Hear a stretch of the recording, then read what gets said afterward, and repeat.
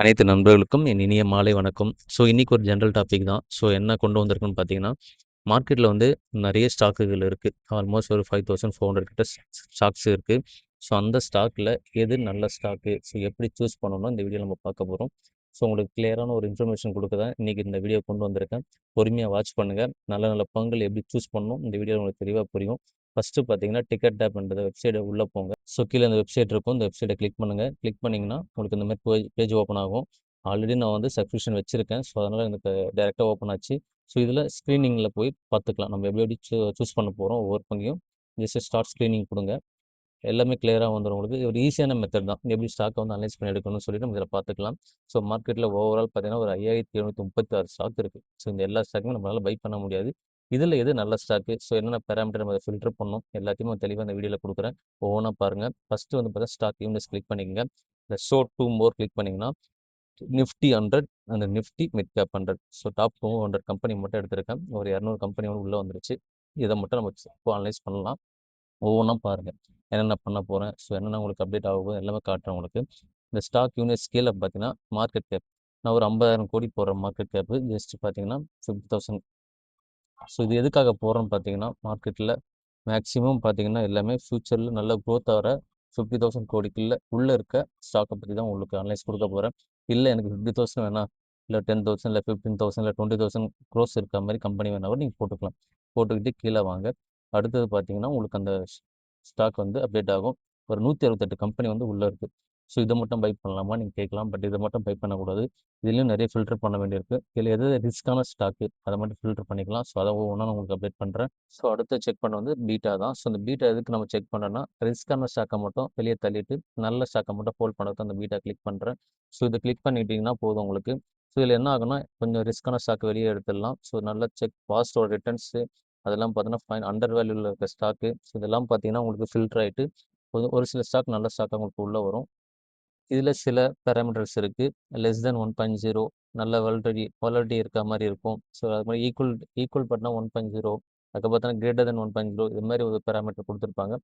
நம்பளுக்கு என்ன பண்றோம்னா, ஜஸ்ட் ஒரு 1.5 ஆவரேஜா பார்த்தீங்கன்னா, ஒரு 1.5 மாரி மட்டும் நீங்க அப்டேட் பண்ணுங்க. இத அப்டேட் பண்ணீங்கன்னா, உங்களுக்கு கீழ பார்த்தீங்கன்னா, ஆல்மோஸ்ட் 168லேருந்து 139 ஸ்டாக் வந்து இப்போ அப்டேட் ஆயிருக்கு.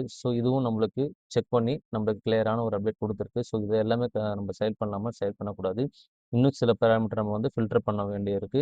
ஒவ்வொன்னா நம்ம அப்டேட் பண்றேன் பாருங்க. அடுத்து நம்ம செக் பண்ண வேண்டியது இபிஎஸ் தான்.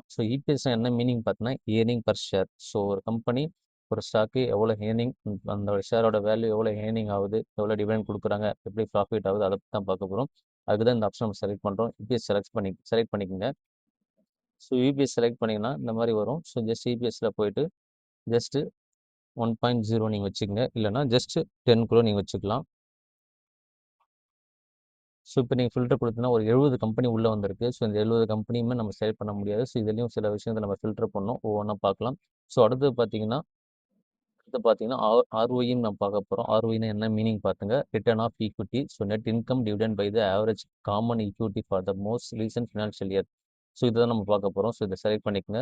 செலக்ட் பண்ணிட்டீங்கன்னா, உங்களுக்கு இந்த பேஜ் ஓப்பன் ஆயிடும் உங்களுக்கு. இது ஓப்பன் ஆயிடுச்சுன்னா, கீழ வாங்க. ஃபில்டர்ல கீழ போனீங்கன்னா, ரிட்டர்ன் ஆஃப் ஈக்விட்டி வரும். ரிட்டர்ன் ஆஃப் ஈக்விட்டி எப்படி நம்ம பண்ணலாம்னா, ஜஸ்ட் பார்த்தீங்கன்னா, உங்களுக்கு ஒரு 15% நான் போடுறேன். ஜஸ்ட் அந்த 15% போட்டு பாருங்க. எத்தனை கம்பெனி ஃபில்டர் ஆகுதுன்னு தெரியும் உங்களுக்கு. 15 கம்பெனி போட்டு ஜஸ்ட் ஒன் கிளிக் பண்ணீங்கன்னா, ஆல்மோஸ்ட் ஒரு 54 கம்பெனி உள்ள வந்திருக்கு. இத மட்டும் நம்ம பார்த்தா போதுமான்னு கிடையாது. இதுக்கு அடுத்தது ஆர்ஓசி நீங்க பார்க்கணும்.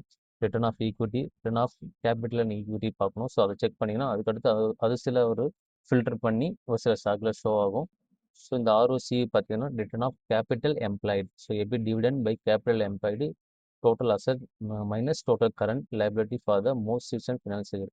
ஆக்சுவலா ரிட்டர்ன் ஆஃப் ஈக்விட்டி, ஆர்ஓசி என்ன மீனிங் பார்த்தீங்கன்னா, ரிட்டர்ன் ஆஃப் ஈக்விட்டி நம்ம இன்வெஸ்ட் பண்றது. ஆர்ஓசி பார்த்தீங்கன்னா, return of on capital employed. நம்ம இன்வெஸ்ட் பண்றதும், இவங்க வெளிய வாங்கியிருக்க கடன், அது இல்லாம அசெட் இவங்க மூலமா வர ப்ராஃபிட் லாஸ் தான் இந்த ஆர்ஓசிய மென்ஷன் பண்ணுது. இதுல நம்ம ஃபில்டர் பண்ண சில விஷயத்த நம்ம போடணும். அதெல்லாம் பார்த்தீங்கன்னா, ஆர்ஓசியில பார்த்தீங்கன்னா, உங்களுக்கு எக்ஸாம்பிள் 50% பார்த்தீங்கன்னா ஆர்ஓசி போடுறேன்.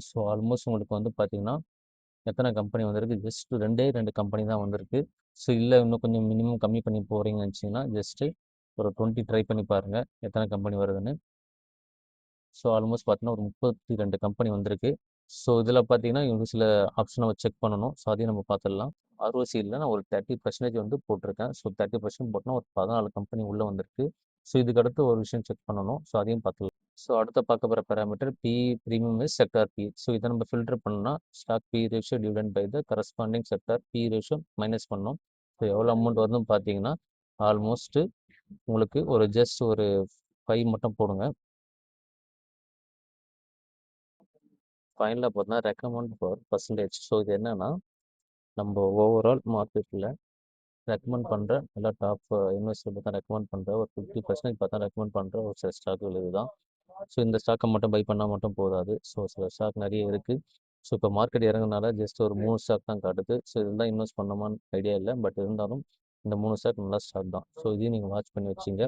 ஃபர்தராக மார்க்கெட் இன்க்ரீஸ் ஆகும்போது நிறைய அப்டேட் உள்ள வரேன். ஸோ இந்த வீடியோ பிடிச்சிருந்தா எல்லா நம்மளுக்குமே லைக்ஸ் அண்ட் கமெண்ட் சப்ஸ்கிரைப் கொடுங்க. இந்த வீடியோ பார்த்த எல்லா நம்மளுக்குமே நன்றி.